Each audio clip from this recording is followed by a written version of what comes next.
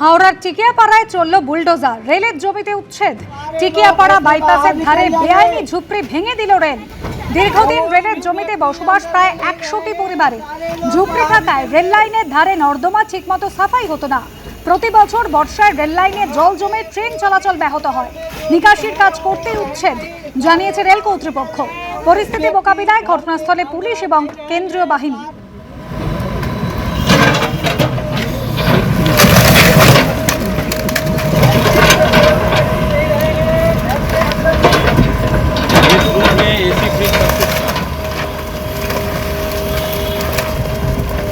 Notice sir हमने बहुत पहले ही दिए थे, वो जो माइकिंग भी कर रहे थे।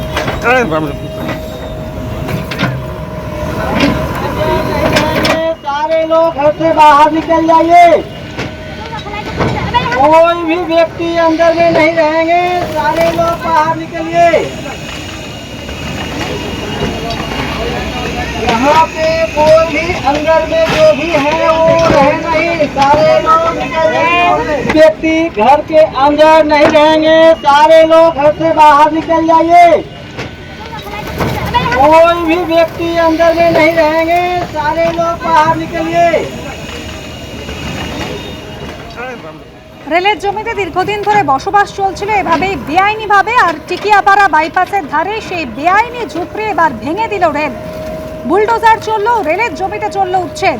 দীর্ঘদিন ধরে এভাবেই রেলের জমিতে বসবাস করছিলেন প্রায় 100টি পরিবারের সদস্যরা। এবং যেটা অভিযোগ, ঝুপড়ি থাকায় রেল লাইনের ধারে ঠিকমতো নর্দমা সাফাই করা যেত না, যার ফলে প্রতি বছর বর্ষায় রেল লাইনে জল জমে ট্রেন চলাচল ব্যাহত হয়। নিকাশির কাজ করতেই উচ্ছেদ করা হয়েছে, জানিয়েছে রেল কর্তৃপক্ষ।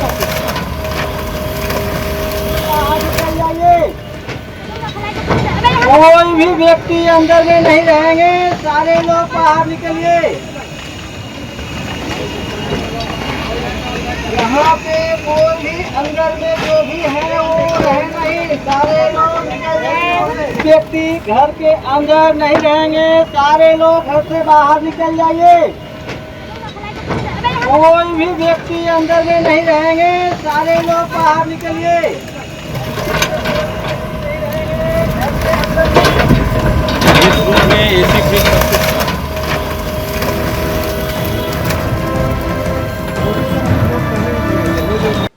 মেধাবী ছাত্রছাত্রীদের জন্য একাধিক ঘোষণা হলো প্রথম বিজেপি সরকারের প্রথম বাজেটে।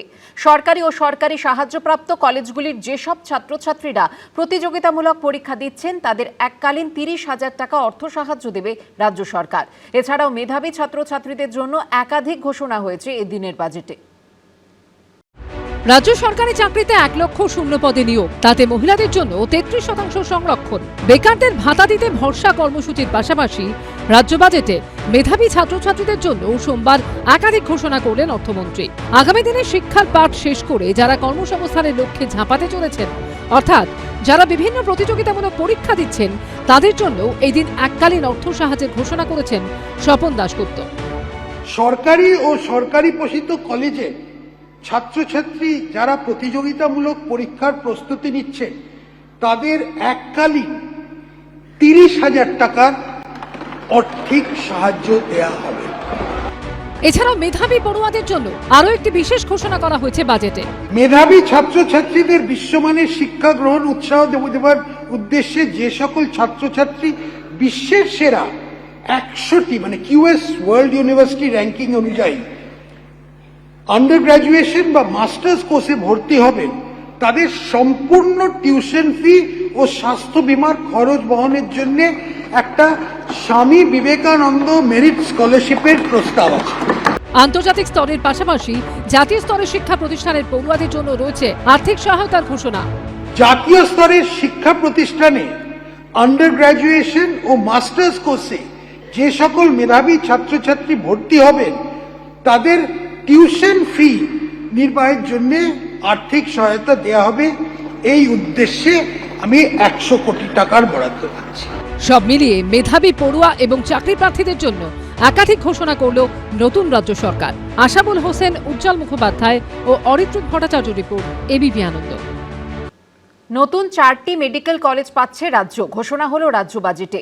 এরই পাশাপাশি MBBS ও মেডিকেলে পোস্ট গ্রাজুয়েটে বাড়ছে আসন। প্রান্তিক এলাকায় স্বাস্থ্যক্ষেত্রে উন্নয়নে দেওয়া হচ্ছে জোর। রোগীদের পাতেও এবার আসবে বদল। বেহাল স্বাস্থ্য ব্যবস্থাকে চাঙ্গা করতে রাজ্য বাজেটে ব্যবস্থা করা হলো একগুচ্ছ দাওয়াইয়ের। স্বাস্থ্যক্ষেত্রের হাল ফেরাতে নেওয়া হলো একাধিক পদক্ষেপ। তৈরি হবে 4টি নতুন মেডিকেল কলেজ, যার মধ্যে 3টি হবে উত্তরবঙ্গে।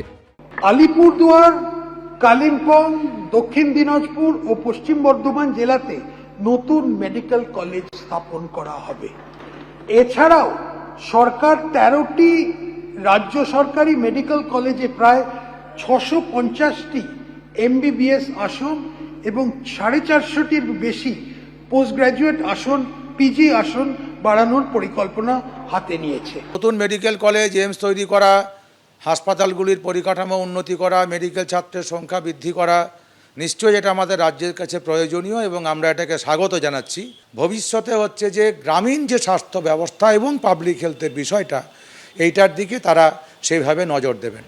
কখনো পাতে ট্যালট্যালে সবজির ঝোল, কখনো দুপুরের ঝোল ভাতই ফের রাতের খাবারে। মাছের পিস পাতে পড়া না পড়া সমান।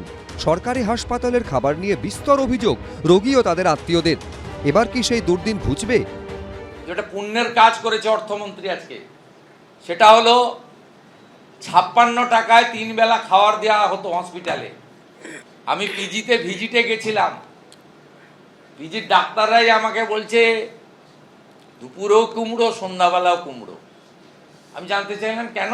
বললো কি করবে ঠিকাদাররা, সাপ্লাইয়াররা, 56 টাকা। আমি বললাম কত টাকা দিলে হবে? 104 টাকায় মোটামুটি 3 বেলা হবে। আমি স্বপনদাকে অনুরোধ করলাম যে 104 নয়, 110 করে দিন, একটু রুগীরা ভালো খাওয়ার পাক। আমরা 110 টাকা করে দিয়েছি। এটা খুব ভালো পদক্ষেপ, কারণ প্রায় 10 বছরের উপর 56 টাকা দিয়ে 4 বেলা খাওয়ার এবং পুষ্টিকর খাবার দেওয়া সম্ভব নয়। এবং আমার মনে হয় এই সিদ্ধান্তটা ডাবল করে দেওয়া টাকার অঙ্কটা প্রায় 110 টাকা, এটা খুব দরকার ছিল। ইনফ্যাক্ট যদি আমরা প্রাইভেট হসপিটালের কথা ধরি, সেখানে প্রায় 300 টাকা বরাদ্দ থাকে কিন্তু খাওয়ার পেছনে। আরেকটা জিনিস আমি বলি, আমার মনে হয় স্বাস্থ্য মন্ত্রক এটা ভালোভাবেই চিন্তা করবেন, অন্তত প্রতি হাসপাতালে যেন একজন ডায়েটিশিয়ান থাকেন। একই সঙ্গে সুন্দরবনের মতো প্রত্যন্ত এলাকায় সুপার স্পেশালিটি হাসপাতাল তৈরির জন্য বরাদ্দ হলো এবারের বাজেটে। রাজ্য সরকার উত্তরবঙ্গে একটি এইমস হাসপাতাল, সুন্দরবন ও পুরুলিয়া এবং দার্জিলিংয়ে সুপার স্পেশালিটি হসপিটাল এবং উত্তরবঙ্গে একটি বিশিষ্ট ক্যান্সার হাসপাতাল স্থাপন করার উদ্যোগ নেবেন।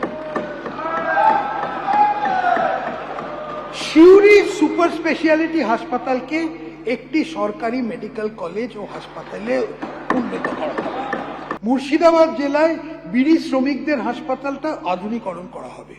সুন্দরবনে মোটর বোট, অ্যাম্বুলেন্স এবং দ্বীপ ভিত্তিতে প্রস্তুতি কেন্দ্র চালু করা হবে। ম্যাক্সিমাম রুগী যারা আসে এই সব হাসপাতালগুলো সব গ্রাম থেকে আসছে, এবং তাদের কথা যদি আমরা তাদেরকে সেখানেই রাখতে পারি তাহলে সব থেকে ভালো কথা। পশ্চিমবঙ্গ রাজ্য সরকার মাননীয় মুখ্যমন্ত্রী শুভেন্দু অধিকারীজির নেতৃত্বে যা যা জনগণের দরকার তা সেই পরিষেবা দেবে। বিনামূল্যে নিঃশুল্ক চিকিৎসা সরকারের কর্তব্য, সরকার দেবে। এই রাজ্য থেকে চিকিৎসার জন্য বহু মানুষ যান দক্ষিণ ভারতে, কিন্তু তাদের থাকা নিয়ে বড় সমস্যার মুখে পড়তে হয়। দীর্ঘদিন থেকে চিকিৎসা করাতে হলে থাকা ক্রমশ ব্যয়বহুল হয়ে ওঠে। এই বাজেটে দিশা রয়েছে তাদের জন্যও। মুম্বাই ও ভেলোর চিকিৎসার জন্য রোগীদের PPP ব্যবস্থাপনায় সুলভে থাকার বন্দোবস্ত করা হবে। এরই পাশাপাশি রাজ্যে অত্যাধুনিক সুপার স্পেশালিটি হাসপাতাল গড়ে তোলার জন্য বেসরকারি সংস্থাগুলিকে আহ্বান জানানো হবে রাজ্য সরকারের তরফে। সেক্ষেত্রে শর্ত থাকবে সরকারকে অন্তত 50% বেড বিনামূল্যে বা ভর্তুকিযুক্ত মূল্যে দেওয়ার। কৃষ্ণেন্দু অধিকারী, সন্দীপ সরকার, সত্যজিৎ বৈদ্য, ABP আনন্দ। ABP আনন্দ, এগিয়ে থাকে, এগিয়ে রাখে।